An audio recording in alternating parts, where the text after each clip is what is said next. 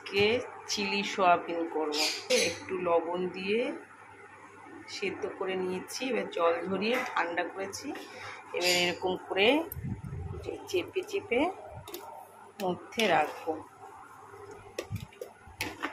এই একটুখানি পেঁয়াজ, আদা আর রসুন বাটা করলাম, আর একটু তোমার গোলমরিচের গুঁড়ো দিয়ে মাখাবো। মাখিয়ে কিছুক্ষণ রেখে দেবো। কর্নফ্লাওয়ার দিয়ে এটাকে ভাজবো। যে লবণ দিয়েছি, লবণ কর্নফ্লাওয়ার দিয়ে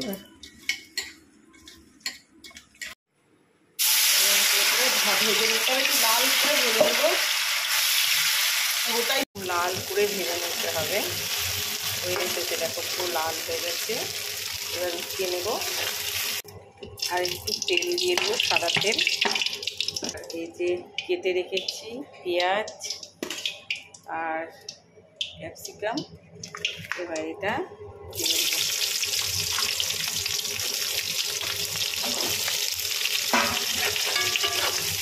ভেজেটা করে ভাজা হয়ে গেছে।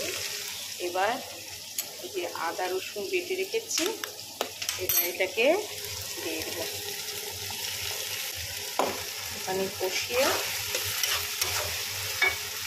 উপরে লবণ দিয়ে দেবো,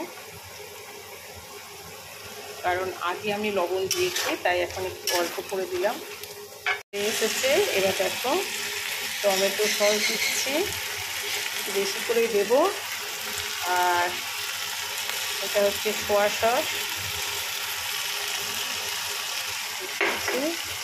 আর এটা হচ্ছে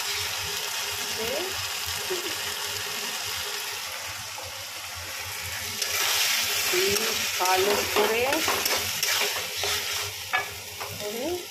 এবার সোয়াবিনগুলো দিয়ে দিলাম। এটা ভালো করে কষে সোয়া চিলি পুরো রেডি হয়ে গেছে। এরকম খেলে খুব ভালো লাগে। আর একটু হচ্ছে আমি এর মধ্যে আমি এরকম করব না, আমি একটু জল দিয়ে একটু কর্নফ্লাওয়ার গুলে এর মধ্যে দিয়ে একটু গ্রেভি করব। একটু ভাতের সাথে খাওয়া হবে, তো তাই জন্য আমি একটু গ্রেভি করবো। খুব ভালো, এই যে বললাম। এবার আমি এরকম করে দেব, আর একটু চিনি দেব, হালকা মিষ্টি মিষ্টি হয়। চিলি সোয়াবিন রেডি হয়ে গেছে।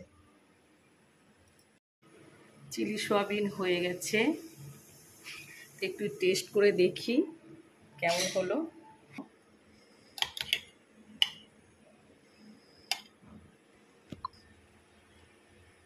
বাবা কি গরম!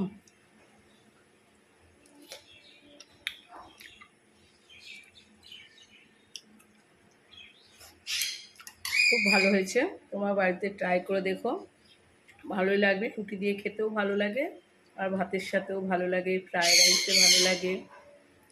তো আমার রান্না কেমন হলো অবশ্যই জানিও। তো এখন আসি, টাটা, বাই।